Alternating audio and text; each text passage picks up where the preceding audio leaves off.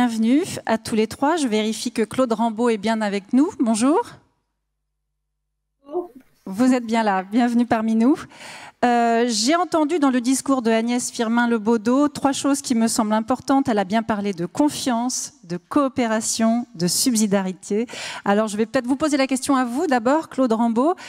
Pour vous, qu'est-ce que la conférence des parties prenantes ne doit pas être d'abord ? Alors, qu'est-ce qu'elle ne doit pas être, ou plutôt, qu'est-ce que nous voulons plus voir? Elle a aussi parlé beaucoup de concertation, elle a de consultation, en tout cas, pas dans différents mots. Et ce que nous voulons plus voir, c'est une organisation des soins territoriale qui est dans un régime de déconcentration des décisions. C'est quelque chose de très important pour nous pour aller vers beaucoup plus de démocratie et de co-construction de l'offre de soins dans les territoires par les acteurs du terrain. J'ai entendu parler des acteurs de terrain. Ça, c'est vraiment un premier point. Ça veut dire une politique de co-construction avec les acteurs et les citoyens de chaque territoire. Bien sûr, certes, des grandes lignes territoriales, des grandes lignes nationales sont sans doute, sont très certainement nécessaires pour maintenir une forme d'égalité dans l'accès aux soins entre les territoires, mais les décisions, elles doivent être prises par les acteurs du territoire qui vivent sur ces territoires, les professionnels, les élus, effectivement, et aussi les citoyens ou leurs représentants. Ça, c'est déjà un premier point. Est-ce que je prends tout de suite les 10 minutes que je vous développe. Je voudrais demander d'abord à tout le monde ce que cette conférence ne doit pas être, et ensuite je reviendrai vers vous pour ce qu'elle doit être. D'accord. C'est pas que seulement ça, ce qu'elle ne doit pas être. Mais alors continuez. C'est un premier point. Continuez. Voilà, on ne veut plus de la déconcentration des décisions territoriales. On veut de la décentralisation. Ensuite, bien entendu, en ce qui concerne le tarif opposable, nos patients souffrent de plus en plus de filières qui sont imposées et qui ne sont pas évaluées en termes de parcours. Donc, si vous voulez imposer une filière à un patient, il n'a pas le choix. Et là, l'ARS et les CPAM s'y emploient. Ça peut être parfaitement catastrophique, hein. C'est-à-dire si la filière n'est pas évaluée et si elle n'est pas bonne, que fait le patient? Donc nous voulons soit maintenir un libre choix, bien entendu, soit évaluer une qualité des filières dans laquelle effectivement le résultat vu par le patient et du point de vue du patient sera intégré.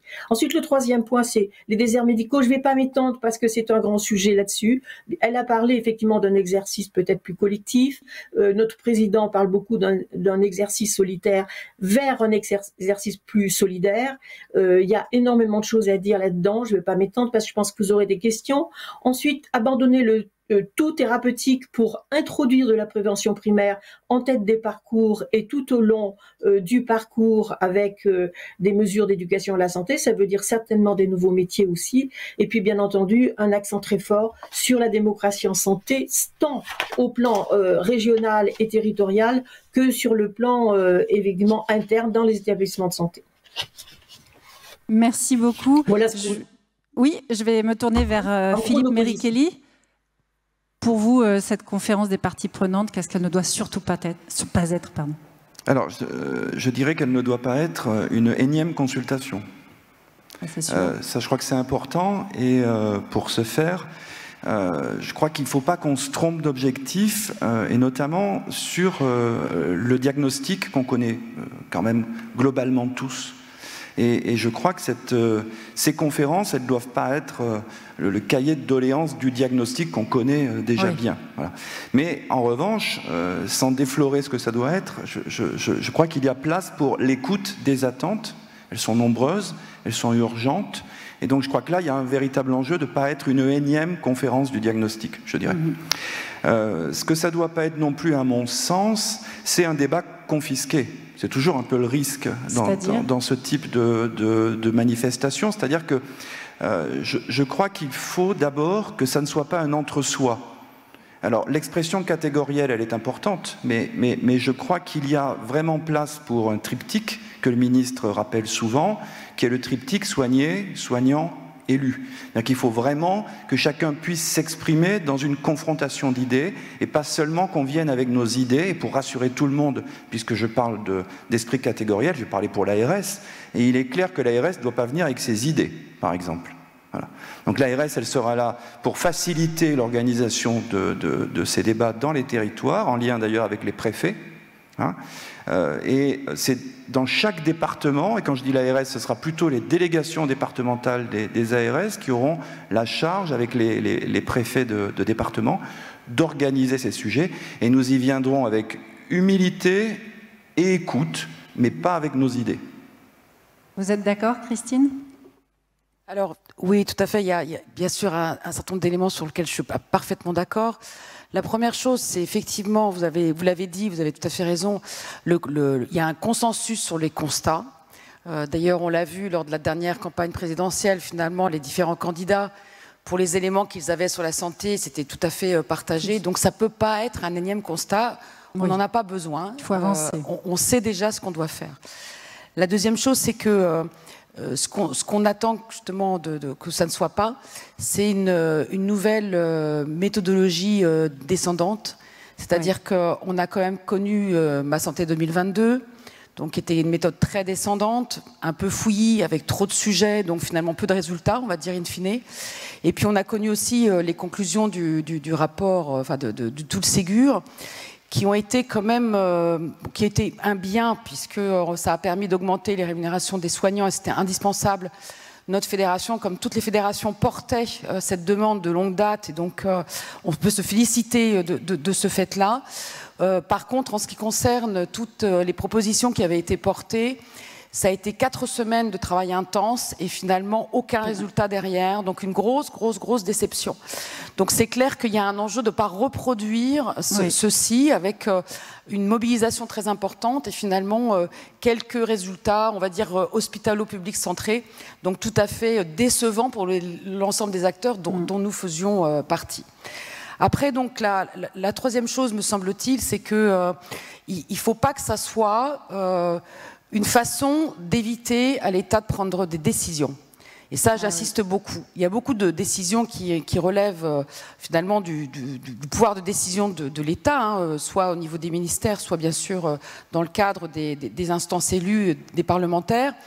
Et il ne faut pas que cette conférence des parties prenantes empêche la prise de décision sur des choses extrêmement importantes sur lesquelles nous attendons des décisions, c'est-à-dire bien sûr sur les financements, sur les réformes de financement, donc, pour lesquelles on rencontre toutes ces difficultés qu'on a exposées hier pour la psychiatrie et le SMR, et puis pour la formation. Nous, ça fait quand même 3-4 ans qu'on milite très fortement avec les autres fédérations sur la nécessité d'augmenter l'effort de formation. C'est une opportunité pour l'emploi. Pour autant, Lamine l'a dit hier, on a eu une 50aine de places en plus dans les instituts de formation infirmiers. Enfin, je veux dire, c'est une blague. Donc, cette conférence des parties prenantes, elle ne doit pas empêcher l'État de prendre les décisions qui sont nécessaires, qu'on attend et qui sont finalement relativement partagées entre les différents acteurs. Et puis enfin, je dirais qu'une attente que l'on a, c'est qu'on a une complexité juridique qui est absolument invraisemblable dans ce pays, particulièrement dans la santé. Bon, alors ça fait le plaisir des juristes, hein, bien sûr, des avocats, etc. Ça leur donne du travail. Qui peuvent en vivre. Mais pour les personnes dans les établissements, les médecins, les soignants, les opérationnels, c'est invivable. Donc il faut que le résultat de cette conférence des parties prenantes ne donne pas une couche supplémentaire, je dirais, de juridique, mais soit basé plutôt sur l'action, le résultat, le pragmatisme, la boîte à outils, comme ça a été dit aussi par Monsieur le Ministre, et que ça soit plutôt basé sur l'esprit de responsabilité, de confiance et de contrat, plutôt que la contrainte. Ça va, on n'est pas... on n'a pas 5 ans, on est tous responsables, on est des professionnels engagés. Donc je veux dire, il n'y a aucune raison de continuer cette forme descendante qui est, excusez-moi du terme, mais complètement ringarde. Donc il faut passer à quelque chose qui est beaucoup plus sur le contrat, sur l'évaluation aussi. Nous l'avons demandé à de nombreuses reprises, puisqu'il y a beaucoup de discussions qui se font sans évaluation. Et c'est un des problèmes d'ailleurs qui a été rappelé hier sur les réformes du financement, puisque finalement le problème de fond, c'est qu'on n'a pas de simulation, pas d'évaluation. Donc effectivement, on ne sait pas sur quoi on se base. Voilà, c'était un peu long, mais... Pas du tout, tout va bien, merci. On revient vers Claude Rambaud. Est-ce que maintenant vous pouvez nous dire ce que vous attendez de cette conférence des parties prenantes? Qu'est-ce qu'elle doit être? Oui, alors je suis allée un petit peu vite vers effectivement les décisions, les grands chapitres que nous souhaitons voir ouvrir et les décisions. Ce qu'on en attend, c'est surtout beaucoup plus de démocratie dans les politiques publiques. Hein. C'est qu'il en sorte ça surtout.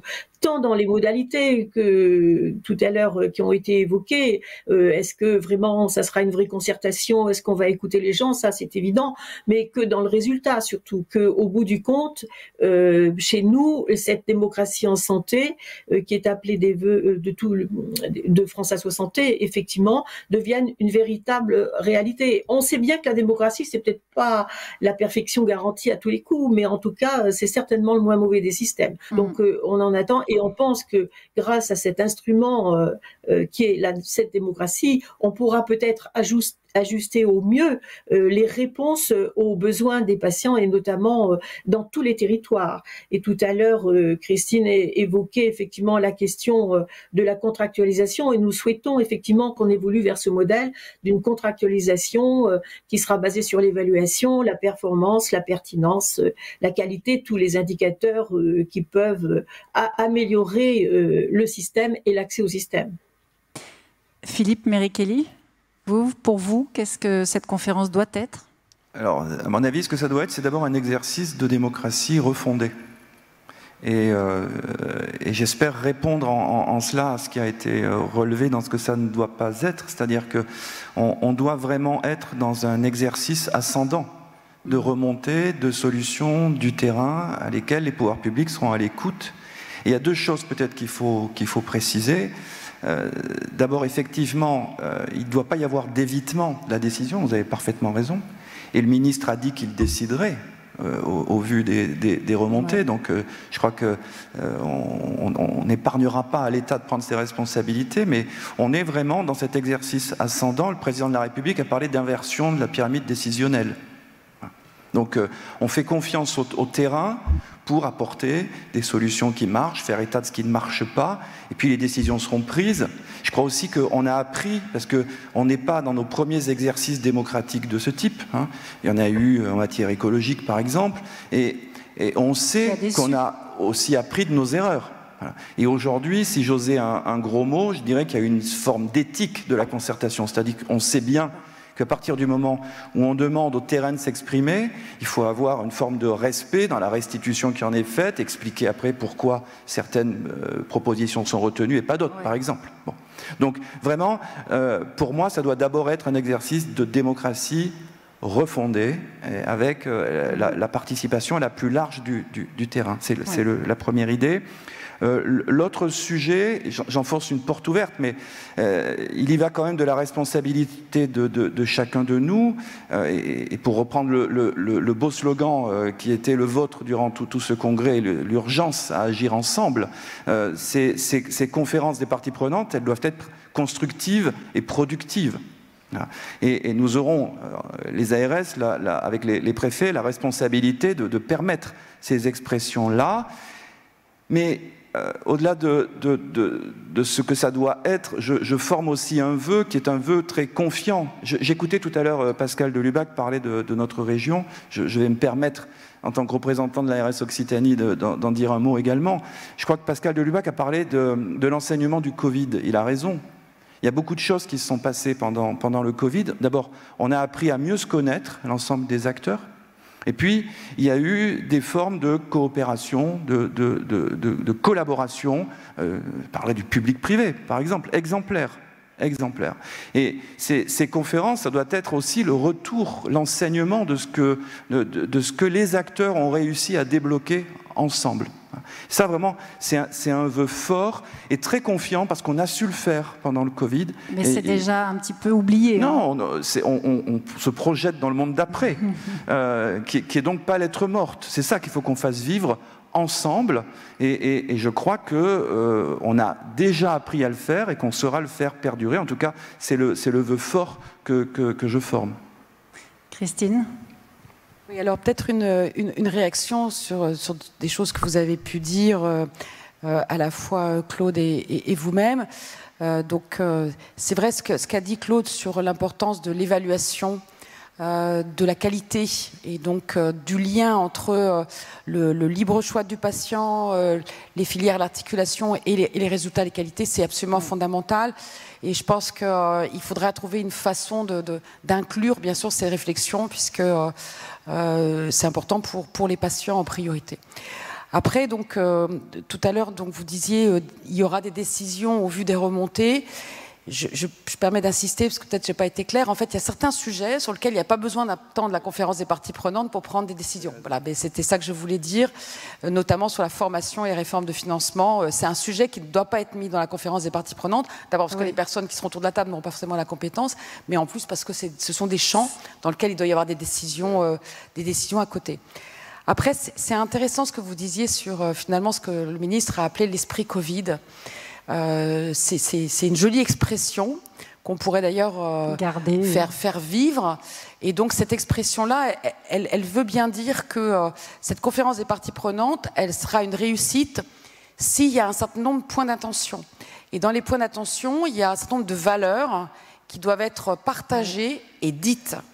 Donc dans les valeurs, tout à l'heure je critiquais un petit peu le Ségur parce qu'on a fait beaucoup et qu'on a eu peu comme résultat, mais aussi parce que finalement on nous a fait croire qu'on allait travailler pour tout le monde et réfléchir à tout le monde et qu'on a eu des décisions hospitalo-publiques centrées.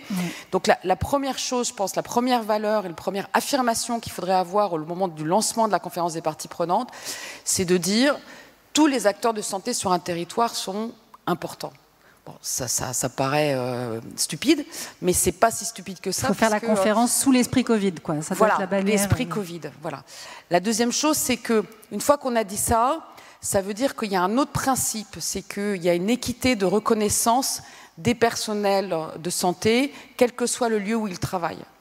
Aujourd'hui, on a des différences de rémunération et de financement, ou de financement et de rémunération, parce qu'on est payé à 92% par l'État, donc on peut donner que ce qu'on reçoit.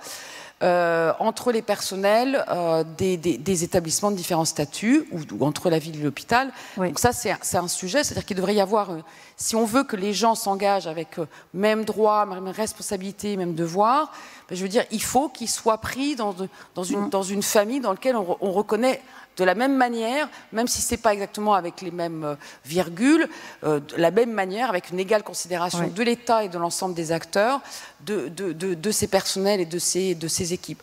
Donc ça, c'est un deuxième, c'est une autre valeur qui est extrêmement importante. Et enfin, donc, avoir peut-être quelques réflexions aussi en prérequis sur les organisations territoriales. Donc c'est vrai que nous, on s'interroge toujours sur le rôle des ARS en matière de supervision du public. Ça rend difficile les équilibres de discussion pour les acteurs et toujours une inquiétude de la part des établissements privés sur l'équité de traitement et l'égale considération, puisque les ARS gèrent ou supervisent la gestion des GHT. Donc ça, c'est un sujet. Et puis redonner ses couleurs et toute sa vivacité au CTS, c'est-à-dire que ça existe. Donc pourquoi pas s'asseoir sur ces conférences pour redonner une vie à la démocratie, mais avec tout un travail peut-être accompagné sur les outils, l'évaluation, et que ça ne soit pas une salle dans laquelle on discute comme ça, mais un vrai lieu d'échange sur la base d'évaluation de chiffres qui était appelé de ses voeux par Claude fort justement tout à l'heure. Philippe, vous êtes d'accord ? Oui, absolument. Et je voudrais effectivement donner concrètement une réponse, c'est que la démocratie en santé, dont vous parliez ce matin, elle va être associée, évidemment. Et les CTS dans nos départements et conseils territoriaux de santé seront évidemment une base forte pour organiser ces débats. Le sujet, c'est qu'on élargit, bien entendu, mais vous avez raison de le dire, ça ne peut pas se faire sans les travaux de la démocratie en santé, surtout lorsqu'elles sont vivaces et fortes, comme c'est le cas dans notre région. Donc oui, bien sûr, on s'appuiera sur les travaux de la démocratie en santé, vous avez parfaitement raison. Et puis, un dernier point peut-être, pour rebondir sur ce qu'a dit Claude Rambaud, je crois qu'il y a aussi quelque chose de très important dans l'interaction entre le triptyque soignant-soigné-élu, hein, c'est l'esprit dans lequel on va s'exprimer. Et là, les usagers ont beaucoup à nous apprendre parce que l'implication des usagers, elle passe par la co-construction. Donc c'est vraiment donner la place pleine et entière aux usagers, et ça c'est un esprit, à mon avis, qui doit aussi guider les travaux que feront ces conférences dans les départements. Vous savez que le ministre va lancer ces conférences débats le 3 octobre, et ensuite nous les déclinerons jusqu'en décembre dans l'ensemble de nos 13 départements, comme vous le rappeliez tout à l'heure, 13 départements en Occitanie. Voilà. Merci. Claude Rambaud, une dernière réaction ? Oui, peut-être. Je dirais que moi, je suis assez confiante dans les modalités dans lesquelles on va pouvoir s'exprimer au cours de cette, en tant que partie prenante. Évidemment, j'y crois beaucoup. Je suis très confiante, mais c'est très important cette co-construction et la place des utilisateurs du système tout de même, qui n'est pas du tout à la hauteur aujourd'hui. Voilà, je reprendrai Gandhi, hein, qui disait que tout ce qui est fait pour moi sans moi est fait contre moi. Donc c'est un peu carré, mais c'est quand même un petit peu ça. Et je répondrai aussi que très certainement, pour changer de modèle, il faudra sans doute réfléchir quand même un petit peu au financement, Christine. J'entends bien que c'est pas la place d'en discuter là, mais très certainement, les modalités de financement sont extrêmement structurantes pour un système. Donc peut-être il y aura une petite part de réflexion là-dessus. Et bien entendu, si l'ORDAM est toujours d'actualité, j'en sais rien, qu'est-ce que ça va devenir. Mais cette ORDAM permet quand même une adaptation au territoire et à tenir compte des spécificités par région et de la vie des utilisateurs. Là, sera extrêmement important. Et dans les utilisateurs, il y a bien sûr les acteurs de terrain, les professionnels, et il y a aussi effectivement ces élus qui représentent les citoyens, et puis la place des associations de santé. J'ai pas de doute là-dessus, Alisra. Merci beaucoup. Lamine, est-ce que tu veux réagir sur cette conférence des parties prenantes ? Oui, déjà, Claude, merci de parler de financement et de structure, parce que c'est effectivement très important. C'est bien d'évoquer les choses, et ça me fait plaisir que tu l'évoques. Philippe, avec Pascal, je pense que vous aurez de beaux échanges, j'en suis certain, parce que Pascal, le territoire, il le connaît, mais mieux que sa poche, plus le Roussillon. Mais tu as vite appris que le Roussillon, il y avait aussi l'Occitanie. Et donc, je pense que ça va être un partenaire de qualité et force de proposition. Christine, un petit mot avant de répondre à ta question. Églantine, te remercier pour tout le travail que tu mènes avec ton équipe au 106. Le 106, c'est le 106 rue d'Amsterdam, c'est le siège de la fédération. Et la qualité de tes travaux, la qualité de ton regard sur les autres et également le respect que tu inspires par tes prises de position. J'ai eu des SMS qui sont élogieux à ton égard, spontanés. Donc voilà, je voulais te le dire devant tout le monde que j'ai beaucoup de plaisir à travailler avec toi et qu'on forme, si je puis me permettre, un duo totalement complémentaire. Merci, et merci surtout à mon équipe qui est formidable. C'est vrai que c'est très agréable de travailler à la FHP avec cette équipe-là et avec toi, mais aussi avec tous nos adhérents. Parce que, comme je le dis souvent, si on ne travaillait pas dans toutes nos commissions et avec nos échanges, avec nos mails, avec nos différentes réunions, on ne pourrait pas faire la synthèse. Donc, c'est un travail d'équipe avant tout et je pense que c'est un plaisir partagé. Et je remercie aussi beaucoup toutes les personnes qui sont connectées parce que c'est un peu plus difficile à suivre. Et néanmoins, je crois que ce matin, il y en avait 650. Donc, ça montre l'intérêt que ça porte. Donc, merci aussi aux connectés, même si nous, on préfère le présentiel. Et hier soir, vous auriez été là, vous auriez pu déguster un très bon repas et passer une très belle soirée. Endroit avec une magnifique musique. C'était une belle soirée. Donc, l'année prochaine, on compte sur vous. Merci beaucoup, Claude Rambaud, Christine, Philippe, merci à tous les trois. Je vais vous laisser regagner la salle puisque nous arrivons à la fin de cette matinée et donc de cette convention. Sous vos applaudissements, merci.